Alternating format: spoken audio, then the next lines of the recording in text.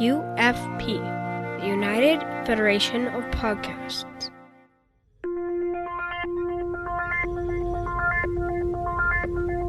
Engage. 78 years have passed since the days of the original USS Enterprise. Now a new Galaxy starship has been designed.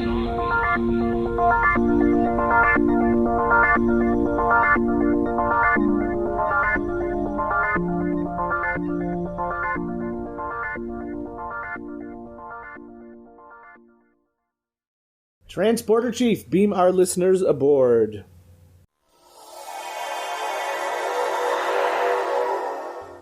Welcome to Galaxy Class, a Star Trek The Next Generation podcast on the United Federation of Podcast Network.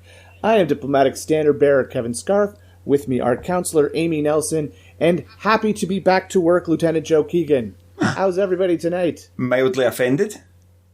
Why? Because I've been promoted to lieutenant. I want to be ensign forever, or maybe like a non-com guy like chief. Well, I thought Thank you, though. that you could use a promotion. Thanks for the sentiment. Because I know how I like it. And I know how happy you are to be back at school. Okay, let's compromise and go lieutenant junior grade. Lieutenant junior grade. Meet halfway. Yeah. Joseph R. Keegan. Every year, just a promotion. I wish it was T, because that would be so much funnier. Wouldn't it? Yes. But it's D for David. D just for David. Just FYI. How are you guys? Doing good. Summer's coming to an end, but, it's still hot here. It's really hot. So we've got a bit of a heat wave at the moment. It's nice. It's not Vegas hot, but it's nice for summer in Scotland, so that's good. Yep, still summer here. I'm going to a pool party later today. Nice. And you guys are both happy to be back in the classroom in front of all those smiling, happy children? In person? Happy? Indeed. Happy to be back to work. Well, I think happy's maybe not the most appropriate word. Sad to be finished the summer holidays. But yeah, do you know what? It gives you something to do during the week. Go to work. There you go. Yeah. I get to listen to my audiobooks on my commute. So that's good. Nice. Yeah. Do you guys have a pen and a bit of paper on you? Yeah, sure. What do you need? I just need you to write something down for me. Okay. And then I'll explain. All right. Okay. So, is that big enough size? yeah, just write small on. I'm going to give you like an equation. Okay. Kinda. It's not an equation. It's just, it's like a function, is it? I don't know. So can you write down 12 plus 144 plus 20 plus 3 times the square root of 4? So it's 3 root 4. Divide all that by 7. Then add brackets or open parentheses, 5 times 11, close parentheses. What? Okay. Okay, so see that, so that whole thing's divided by 7, and then you're beside that 5 fraction. times 11 plus beside it, plus times 5 times 3. 11. Then close parentheses equals 9 squared plus 0. Equals So, 9. no, that is not an equation. Yeah, well, there's an equal sign in it. I mean, maybe not equal, it doesn't matter. It's a limerick. Right. Oh. Okay. It's a limerick. It is a limerick. Yeah. I think I've seen this. So it goes, I'm going to mess it up, but it goes a dozen. Do you want me to say it? Well, I say it. go ahead. Okay, I say it. Okay. A dozen, a gross, and a score plus 3 times the square root of 4 divided by 7 plus 5 times 11 equals 9 squared and not a lot more. That's very cute. So yeah, it forms like, what is it, AABBA? Yeah. Rhyme for a limerick. Amy, you don't focus on the maths. They don't equal. It's just the way you say it as a rhyme. Yeah, a dozen, a gross, and a score plus 3 times the square root of 4 divided by 7 plus 5 times 11 equals 9 squared and not a lot more. It doesn't add up. It doesn't add up properly? Probably not. I don't know. Maybe it does. No. See, that's what I was thinking. Why would it be a limerick unless it was true? Yeah, that's a very good point. So 12 plus 144 plus 20 plus 6 divided by 7. It does equal 81. Yeah, cool. There you go. Wow. So that's one for our English nerds and our math nerds. Yeah, I quite like that. Yeah. I thought I'd share that with you today on the podcast for me coming back. There you go. Very cute. Well, after that fabulous piece of poetry, I think we should move along and check the communications array to see if we have any comments from our listeners. Logs accessed. We have Greg Molumby, who sent us a lovely message, says, "Hey all, nice recap of the 55-year mission. I'm a little jealous that you got to talk to Rick Sternbach for close to an hour. That must have been an amazing conversation. I also liked what you said about Shatner, as I'm amazed how much energy he still has at 90. I would have recommended some of the panels in the D. Kelly Theater, though. It was a lot of science-y panels, and there was one with Noor and Brooke talking about the biology of discovery that was very interesting. It was awesome to see you all and to meet some of you for the first time. I'm glad you had fun at the con." Well, Greg, thank you so much. It was wonderful. You are now becoming a part of my con experience every year. We hang out at the panels together and share a lunch or dinner. And it was just so wonderful to see you. Glad that you came, and thanks for your comments. I know I was very jealous listening to last week's episode that I wasn't there, because you guys sounded like you had an amazing time, and I wish I could have met all of these listeners too. Yeah. Sounds fantastic. I did the opposite of what a lot of people I know did that couldn't make it, and they kind of got absorbed in everything going on from afar, and I just avoided everything. Did you? Yeah, completely. So didn't want the FOMO. I get it. I do get it. Mm-hmm. Well, we also got a message from Paul Wright Jr., who just said, "It was so awesome to spend some time with my Trek family to help ease the post-con blues." So thanks, Paul, for being part of Amy's panel and for listening. So it's awesome that you're with us. And Chris Tribuzio says, "Great group of people. A shame I can't talk about it on my show."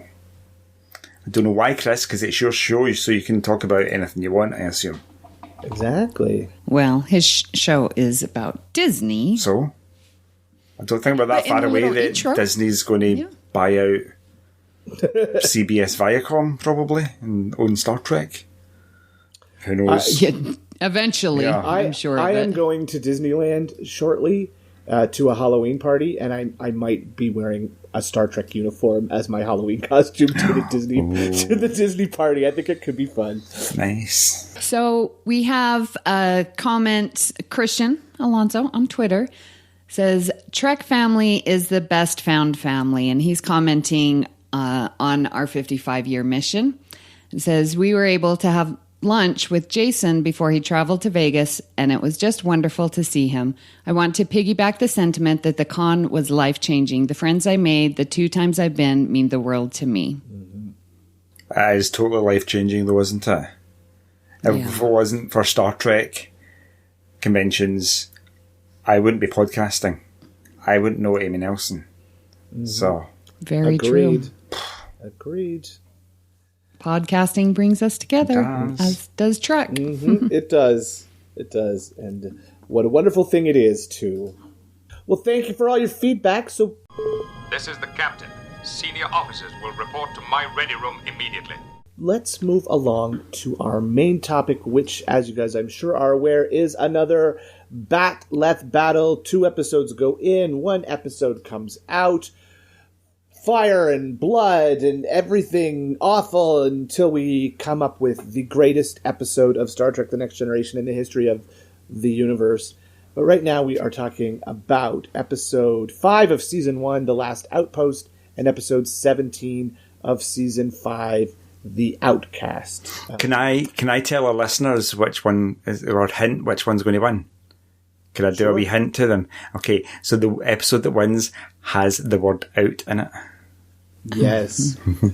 Wasn't it fun how that lined up with the outs? It is. Totally random, remember? Totally random. Yes. We could have made it a three-way and put the outrageous Elkanah in there too. But, anyway. Nice.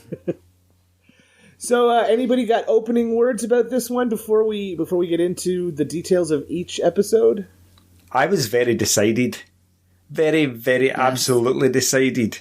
Before, like, I think, Amy, you mentioned something on Facebook Messenger saying, yeah, nothing's going to change your mind. And I was like, yeah, I'm pretty much the same. And then I sat down to watch the episodes today, and I've kind of completely changed my mind.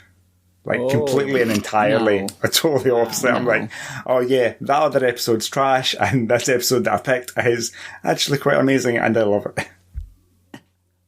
Okay. Oh my gosh. This should be an interesting discussion then. Yeah. So I did do another poll on the Federation Council chambers. Again, Facebook is still not letting me put polls up as they used to be, but we got some comments. I will share with you what our listeners said at the end when we get down to the vote, but we did get a few comments. So thank you for participating. We can use all the feedback that we can get. It's always nice to hear what our listeners have to say when it comes to these votes. So with that, why don't we get into the first episode, which we looked at, which is The Last Outpost. Amy, would you like to take the honors with The Last Outpost? Sure. Thank you. So the Enterprise is meeting up with the Ferengi for the first time and seeing if they, going to be members, just taking the temperature. And so they're somehow chasing them, which I didn't understand. And then... Did you watch the episode, Amy? Yeah, I did. Oh, okay. And they get caught, and they think that the Ferengi have all this power, and they're like, their power is draining from the Enterprise, and they're like, oh my gosh, these are superior. They've got all this technology and the weaponry, and they try and shoot at them, and nothing happens, and the energy is getting drained. And then it's Troy who says, Captain, I think you're ignoring the planet. And so then they turn their focus to the planet instead of thinking it's the Ferengi that's got them. And then they send out a probe, and they realize, there is something from the planet draining our energy as well as the Ferengi ship. And that was a little fun intrigue because Picard and the Ferengi captain were doing their little tit for tat and surrender. I'm not going to surrender. And, we're going to surrender. Well, we're not going to surrender. And then they both realize it's the planet. And so then they go down, and it's this ancient empire that used to be and is no longer.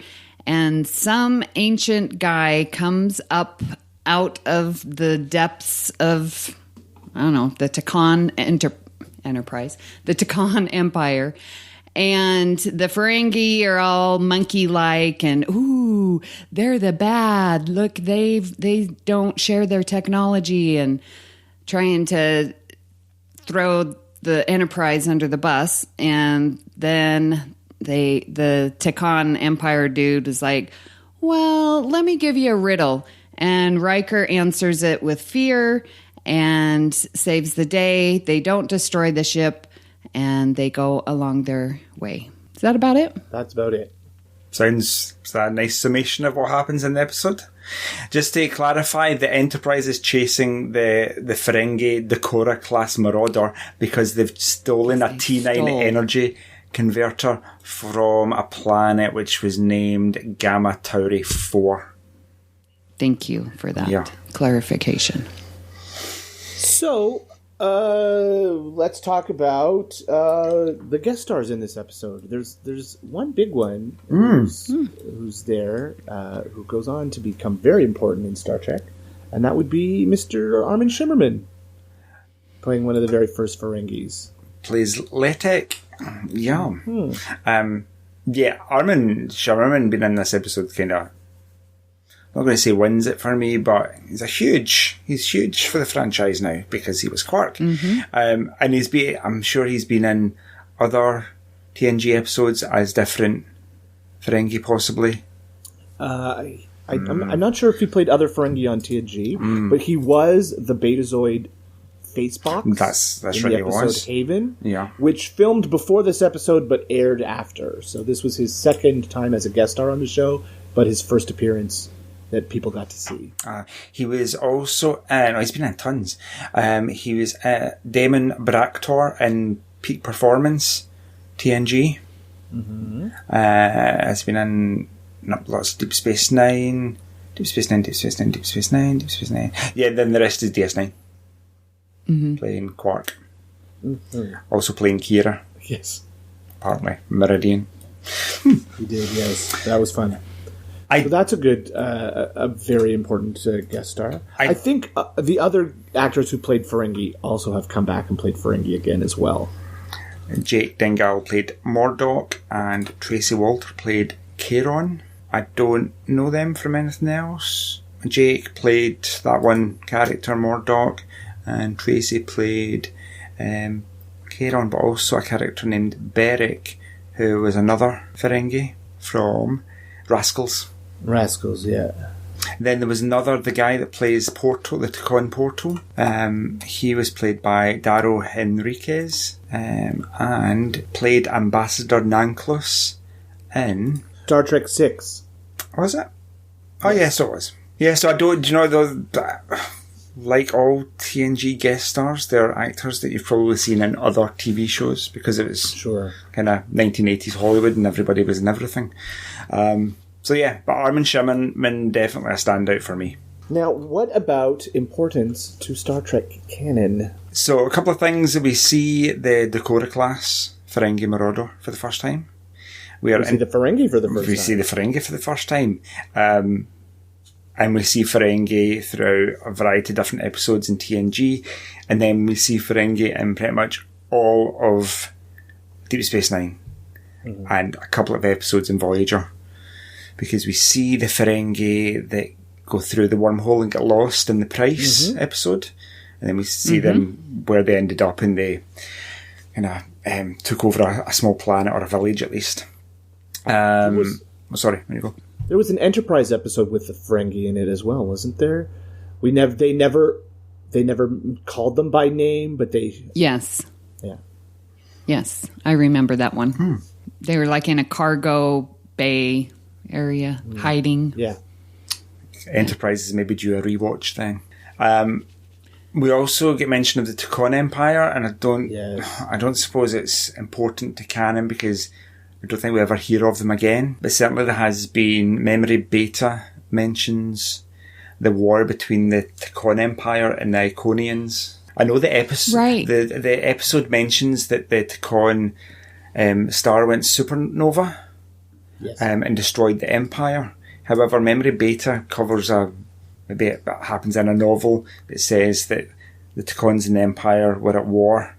Two great, very powerful species or empires, and the Iconians wiped out the Tacon. Interesting. Well, it's almost a similar premise to Arsenal of Freedom, with another archaic civilization gone and leaving their weapons still around. Yeah, true.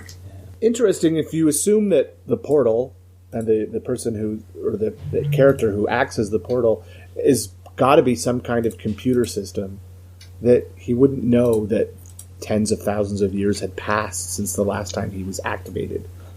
I would have thought that would have been something that would have been internal to his workings, but apparently not. No. He only knows the passage of time when he's awake, I guess, so... And what was quite unusual, I found that Data had access to the Tacon historical record and could give the eras of time that had passed since the portal was last opened. When before they beamed down, they literally knew nothing about the Tacon, never heard of it, never been to the planet, didn't even know the planet was what was trapping them there. So, not sure what that was about. Can we just also remember that this is the 4th episode of TNG? Yes. Season 1, episode 4. So it's super early. Still, some of the characters are not kind of well rounded out yet. Picard's a bit hard on Data, and Data's just a bit clumsy and vacant looking. Yes. Yeah, I noticed when he's recounting information, he does that thing with his eyes like he's reading a screen. Yeah. I'm glad Brent stopped that. Yeah. But I can forgive all those little things because it was so early.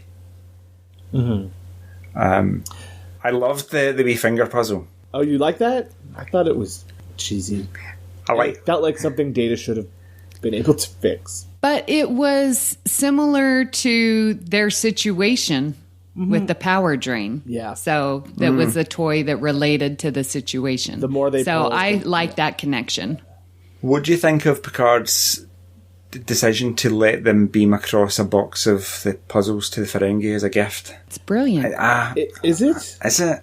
It's funny. It is.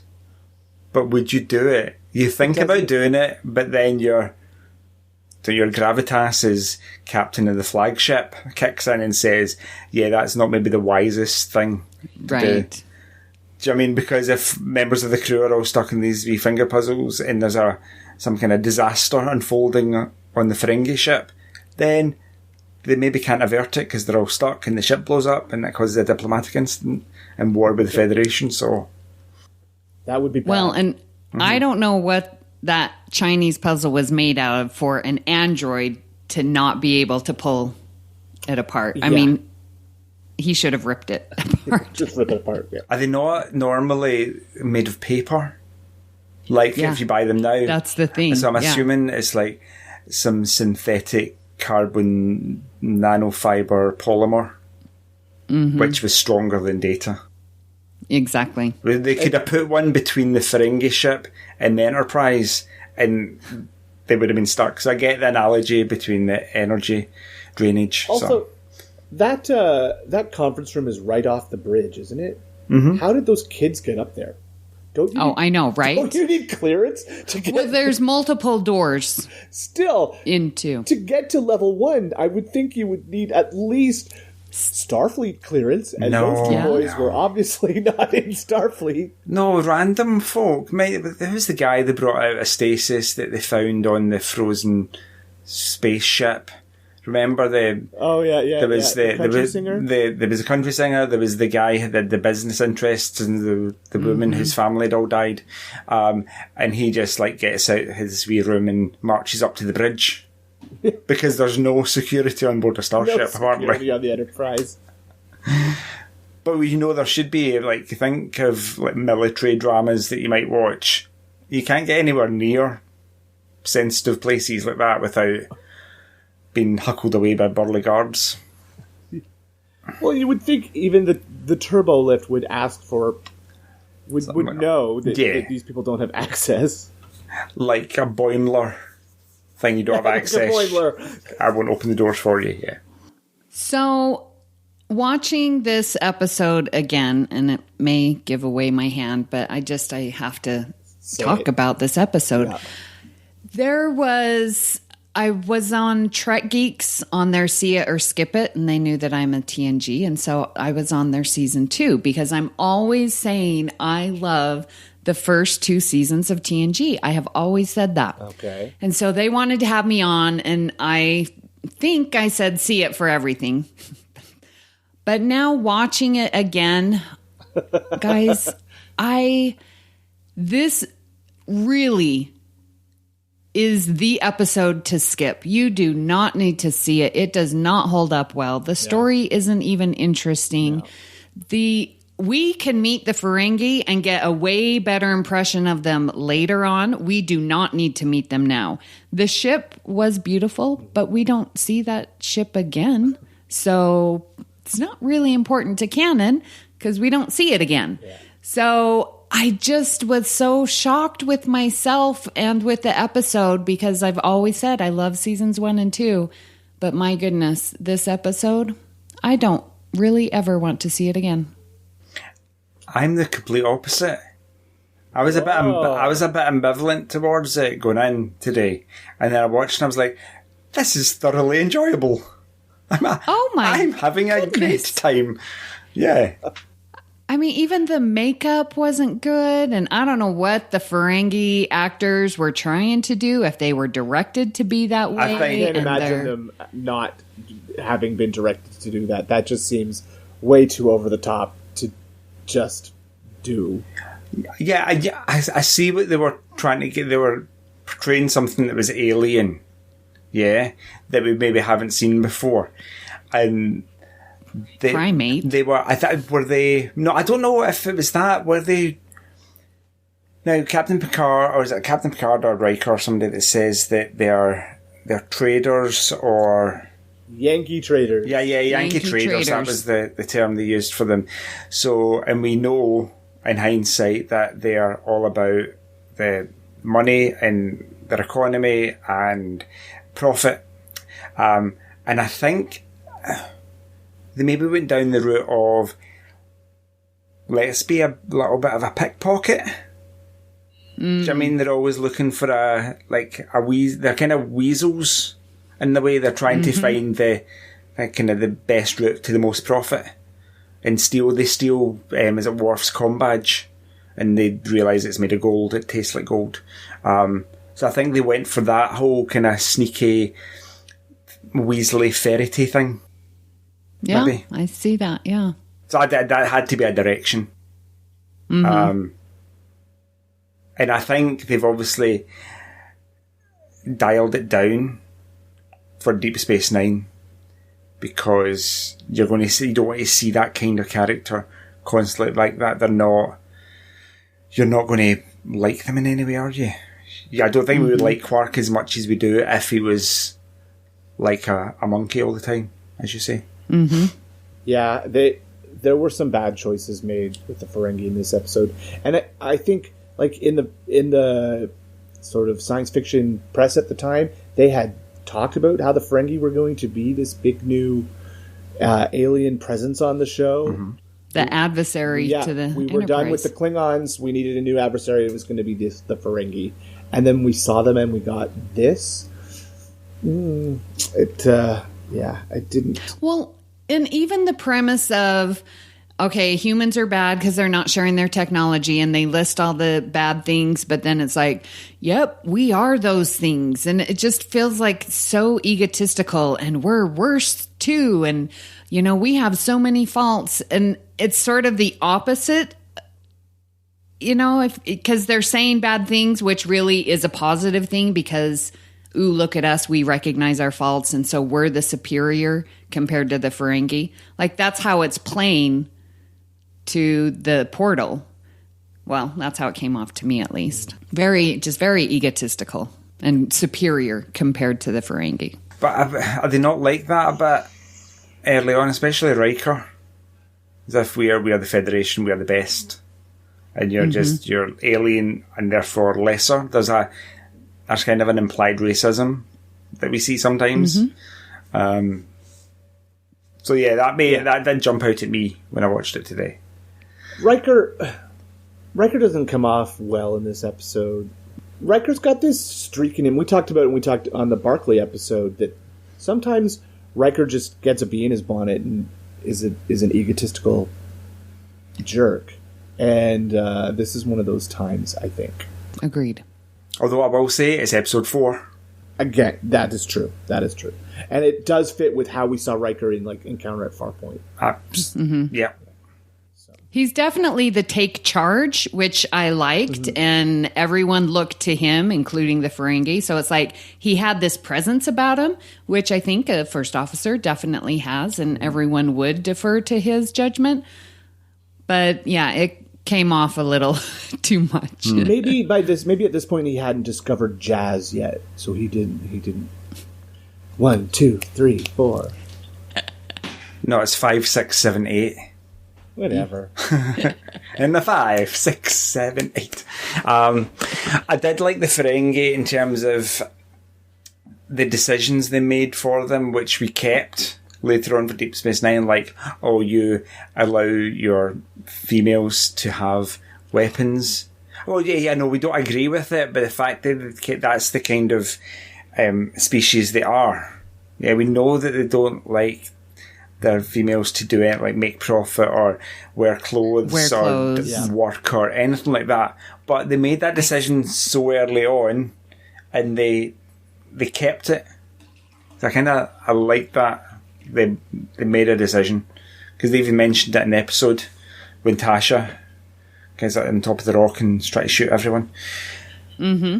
I know. Again, I don't know why they had to make those decisions and be so blatant sexism and backwards, and it's just comes Was off that to make bored. us know that they are evil?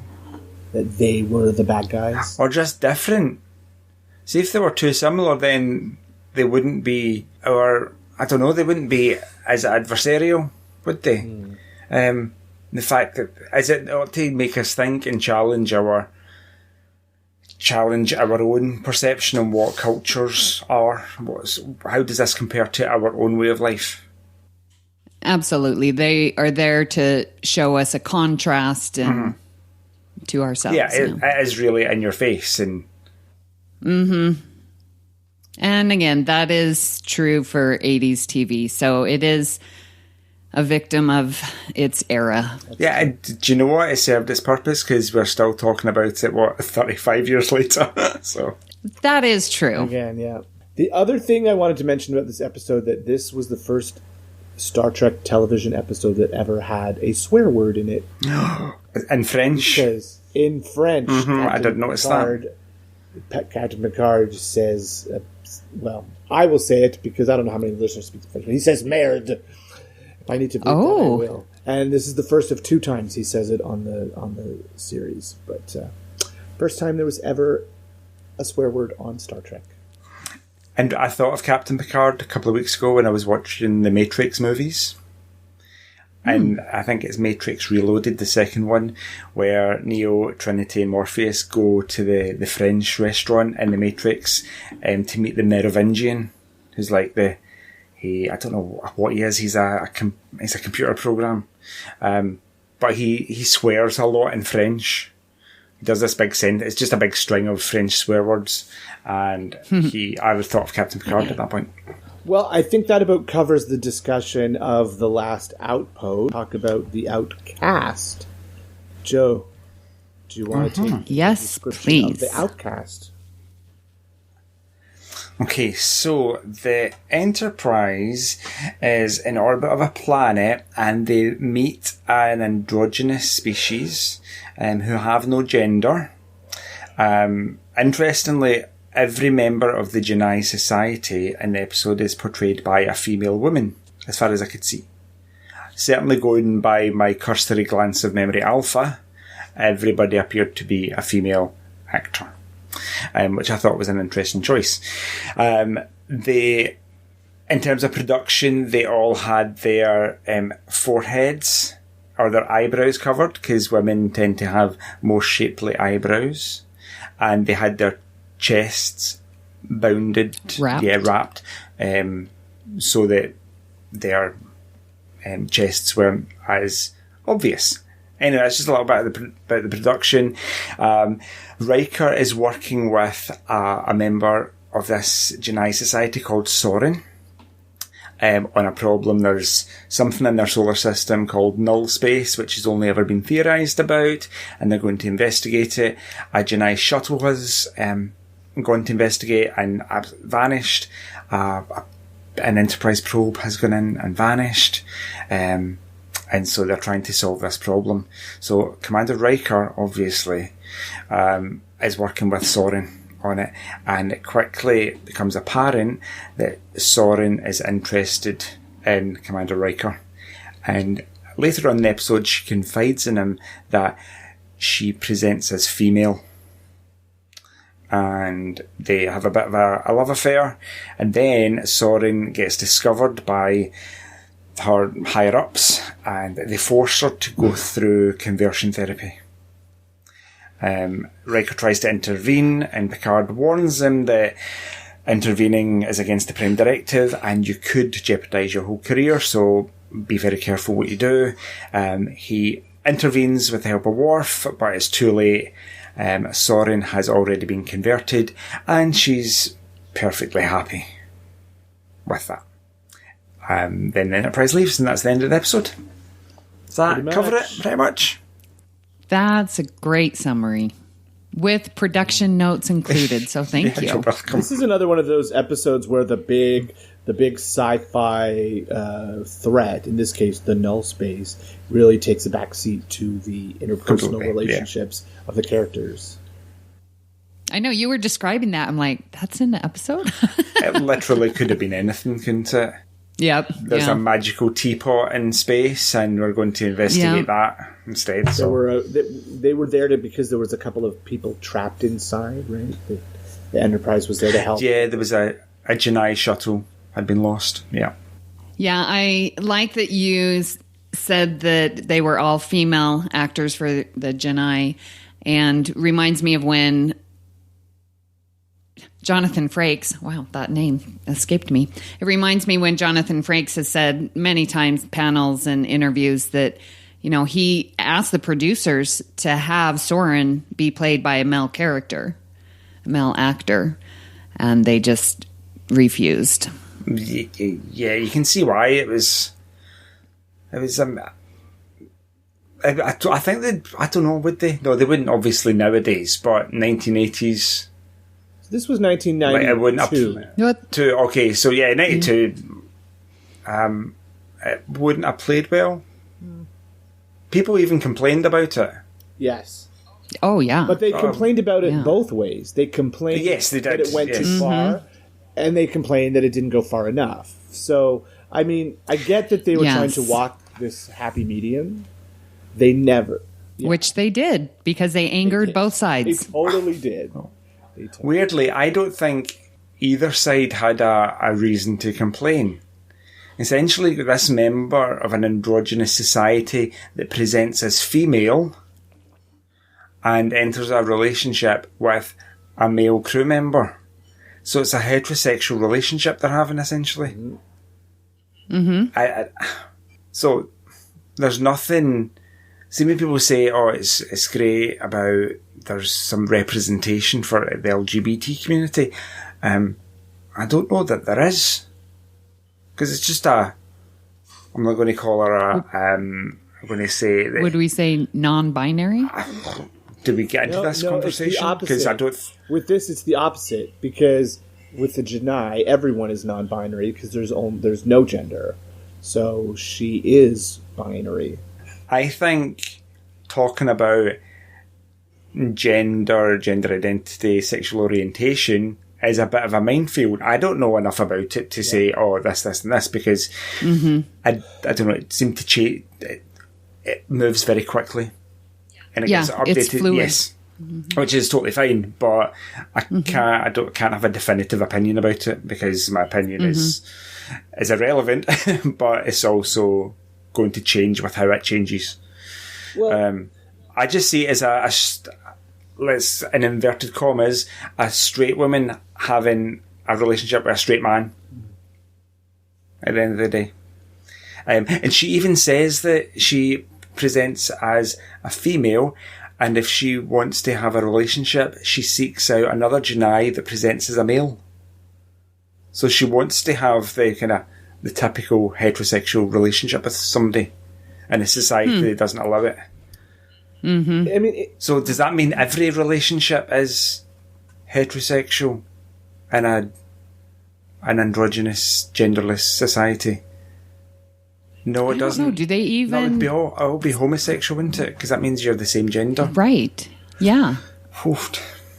Yeah, this is not making sense the more we analyze this. In a lot of ways, this episode harkens back to the classic morality parable episodes of the original series, like the one with the guy who's half white and half black on one guy, and the other guy's half black and half white, and they hate each other. Like parable for racism, right? So the situation they've set up here is a parable for LGBTQ issues, right?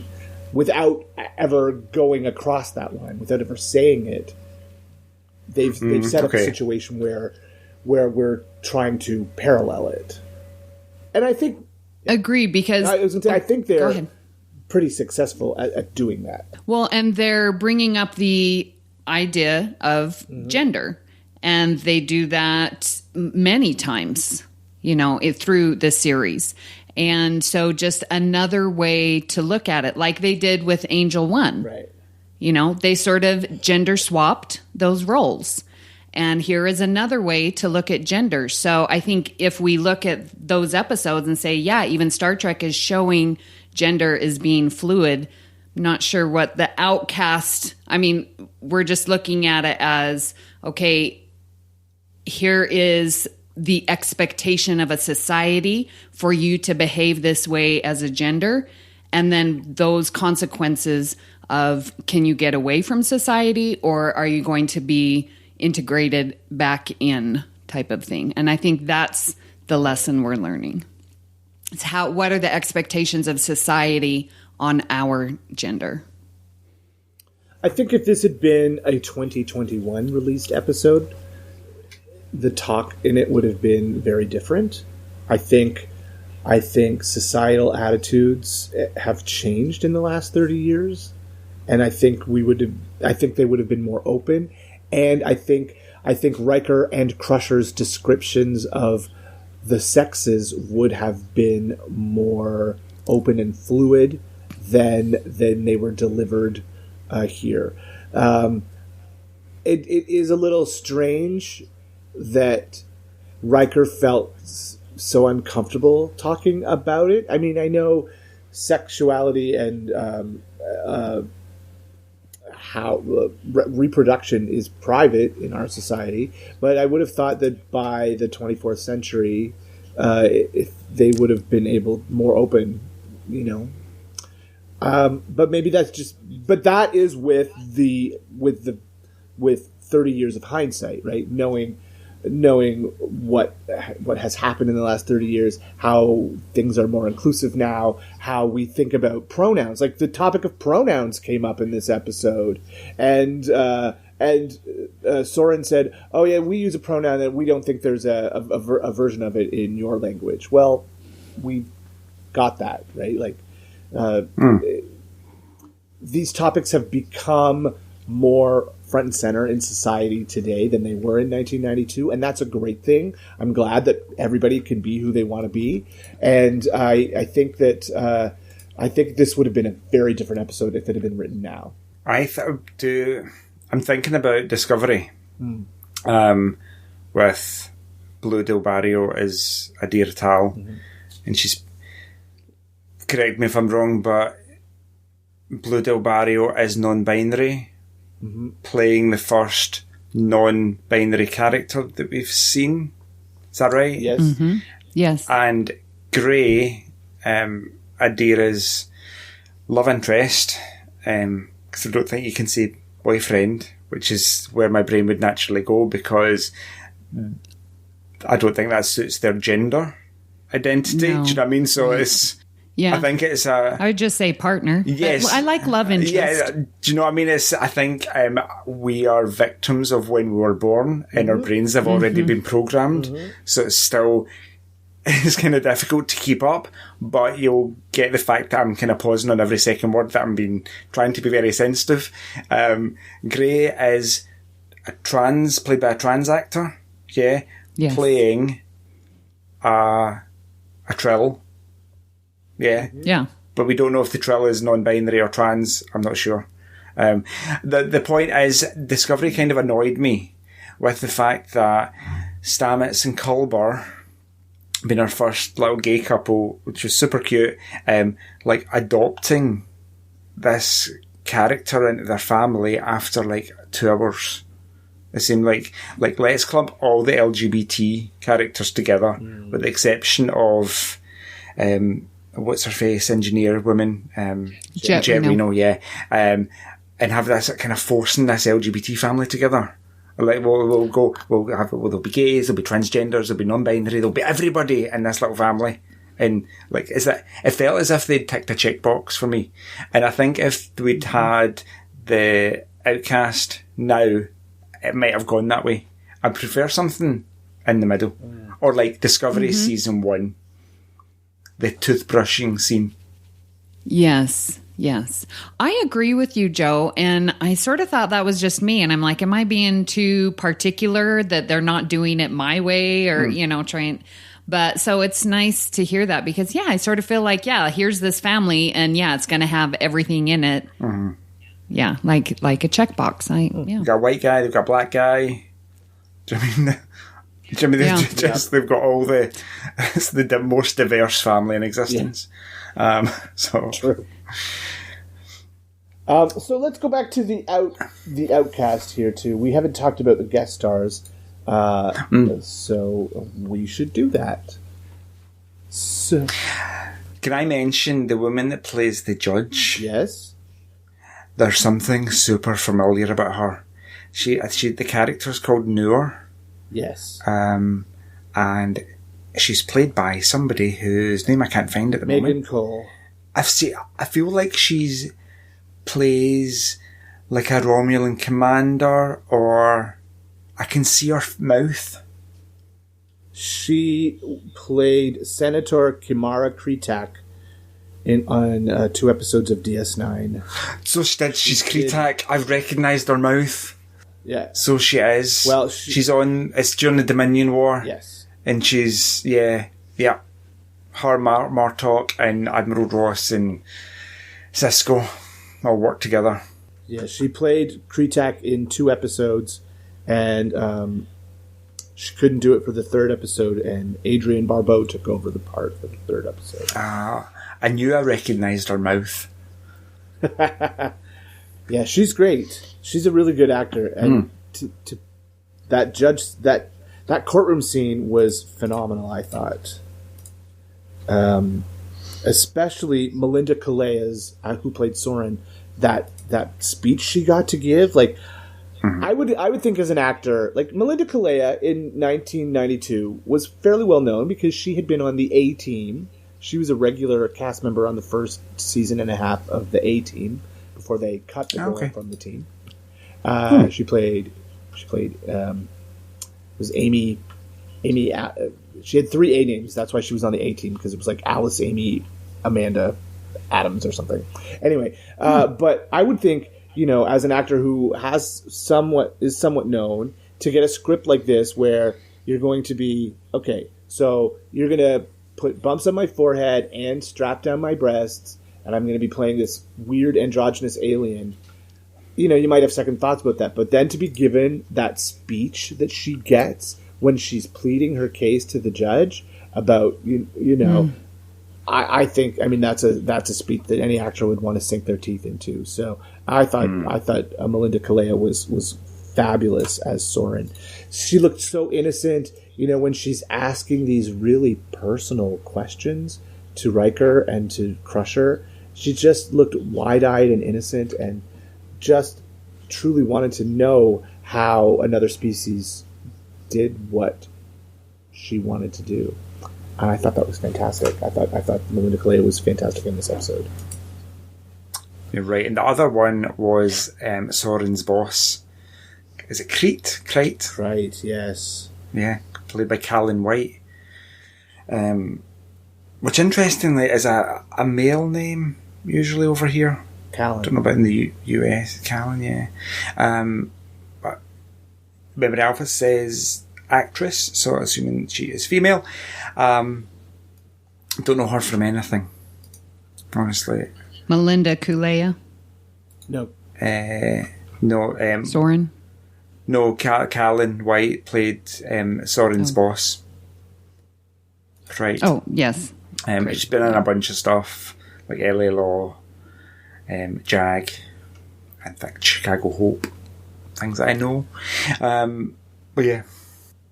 So, in my Star Trek Next Generation companion, I thought this was very interesting and I hadn't considered it, and this is season 5, but it says that the story shows a maturity of another kind in dealing with Riker.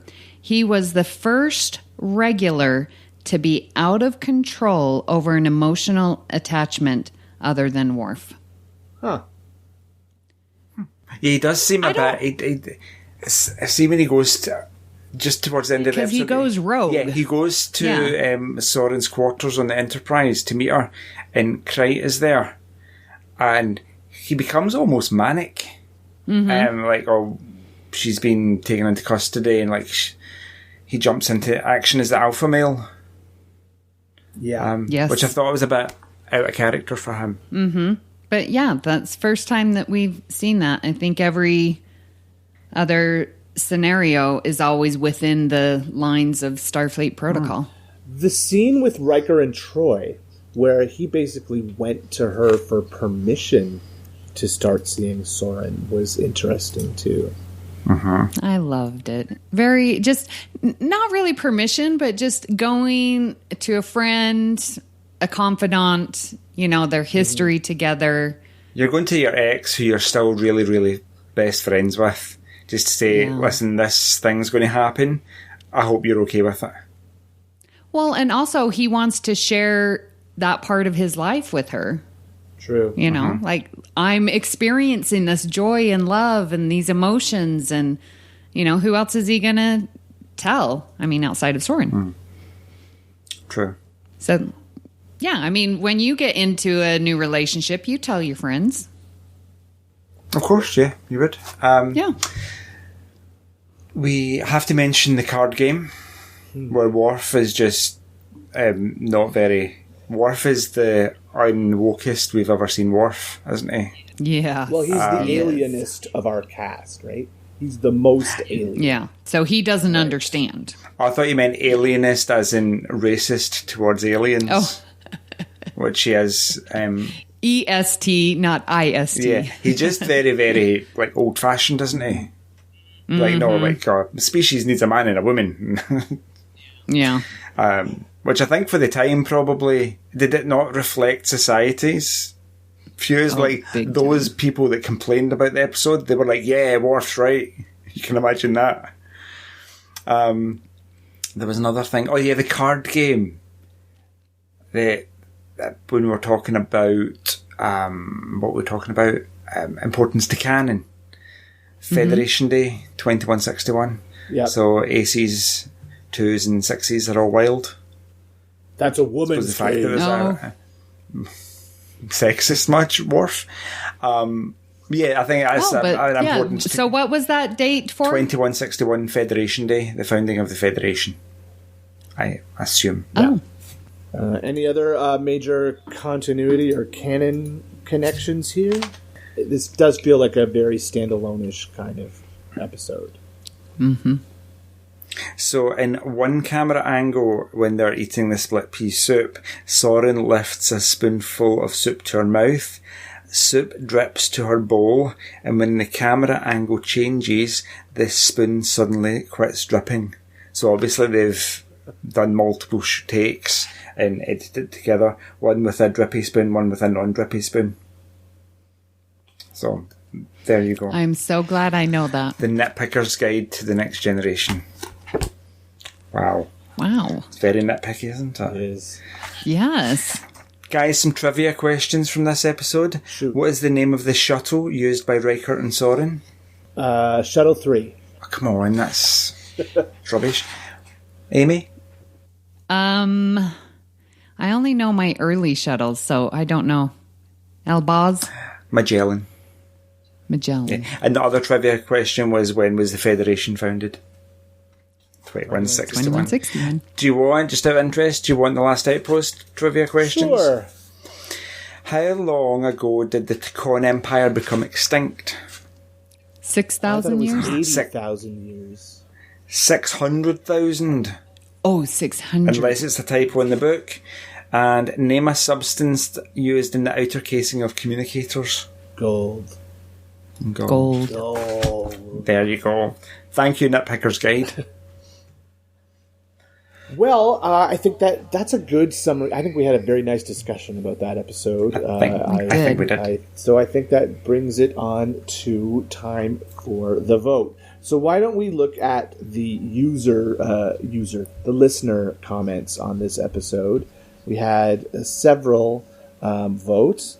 I'll take the first one. Casey Pettitt said He votes for the Outcast. It gets a little talky at points, but the Ferengi needed a better introduction than the last Outpost. And Chris Tribuzio agreed with him there. And then says, hashtag that That's whip, true. though.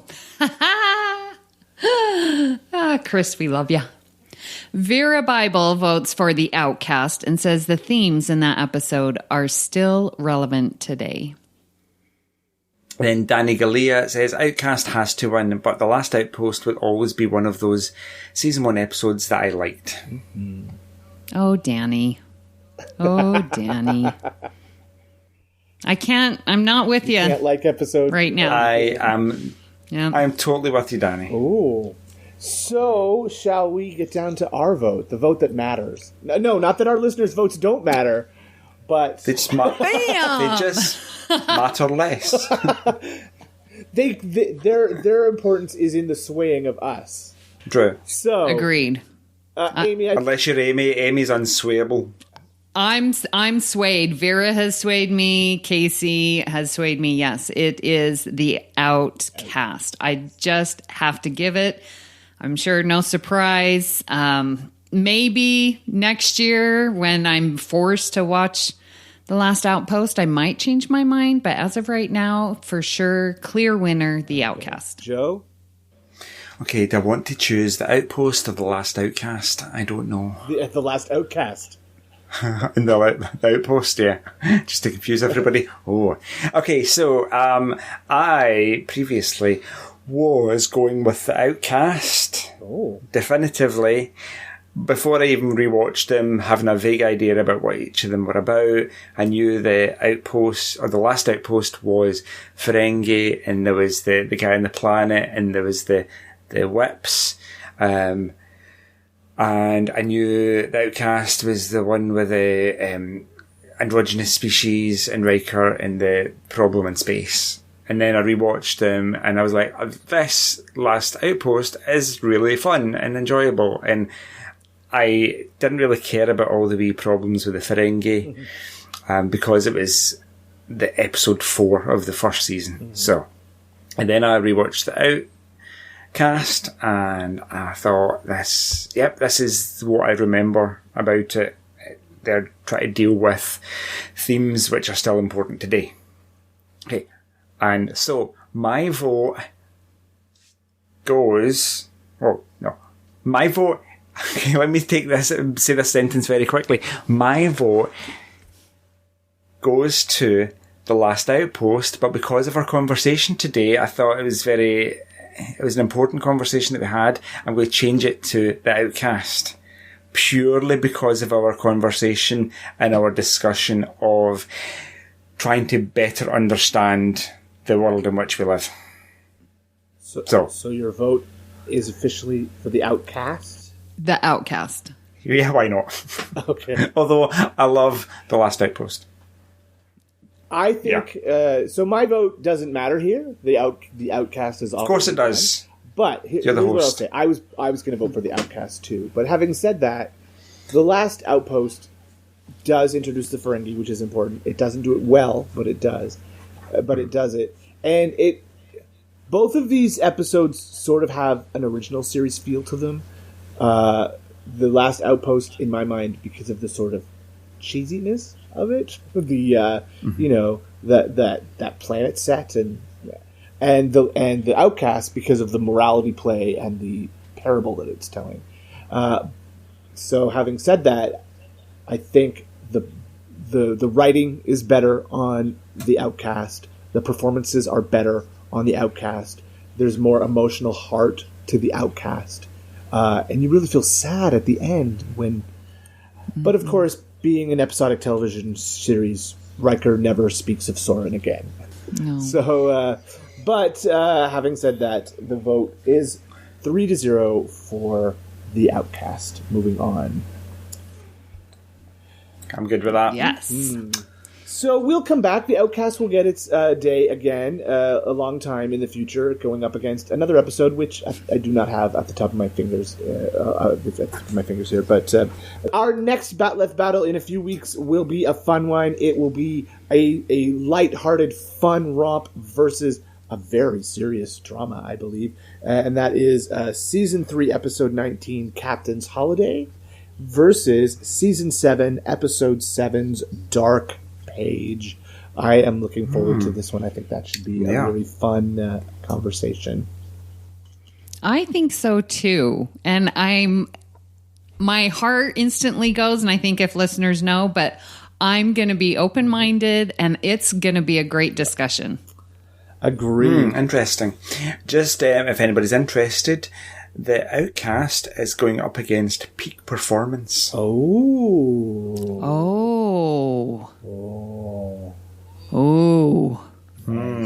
That is, I don't even want to think about that one.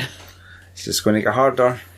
But that's months and months and months down the road. So yes. I love these episodes. I love talking the minutia of every episode. I love putting two episodes head to head. Mm-hmm. I think this was a brilliant idea on the part of somebody whose idea it was. Incoming transmission.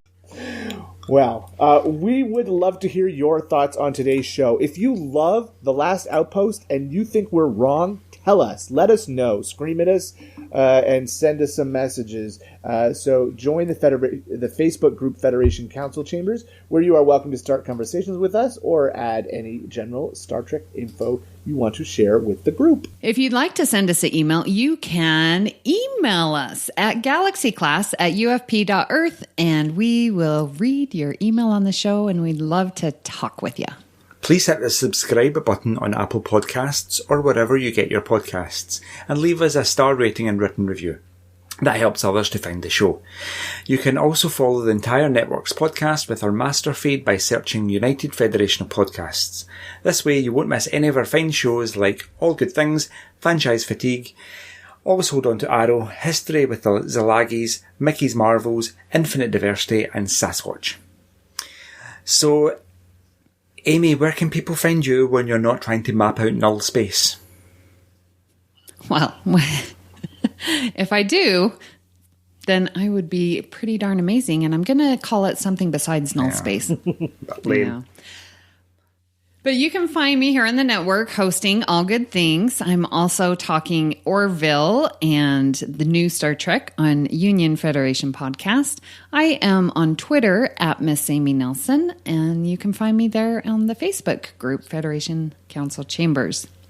And Kevin, where can people find you when you're celebrating Federation Day? That's a great party. I always have a Federation Day party. There's balloons and cellular peptide cake. My favorite. Mint frosting.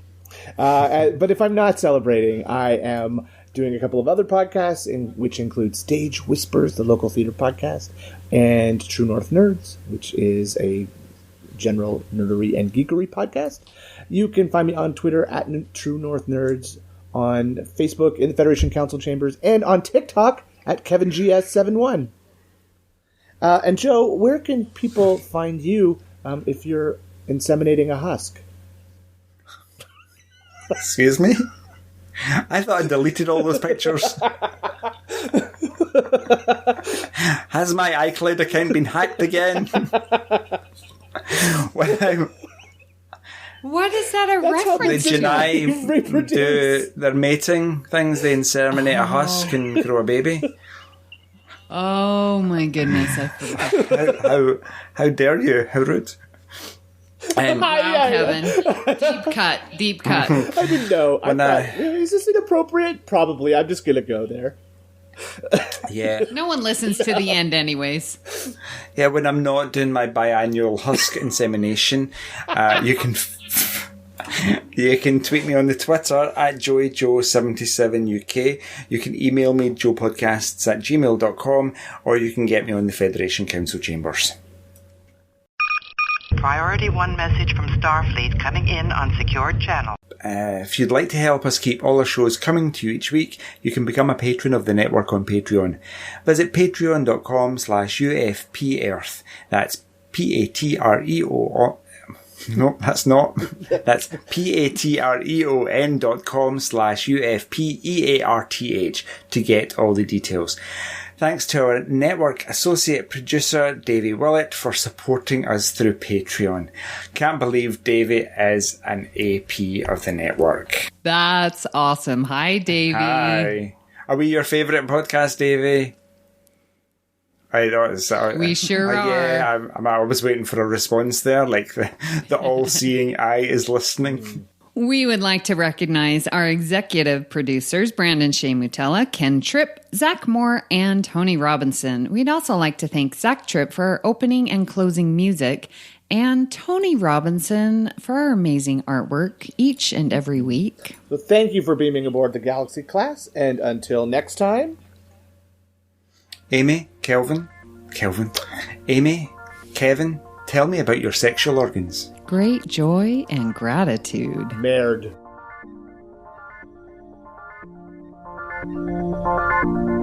Engage.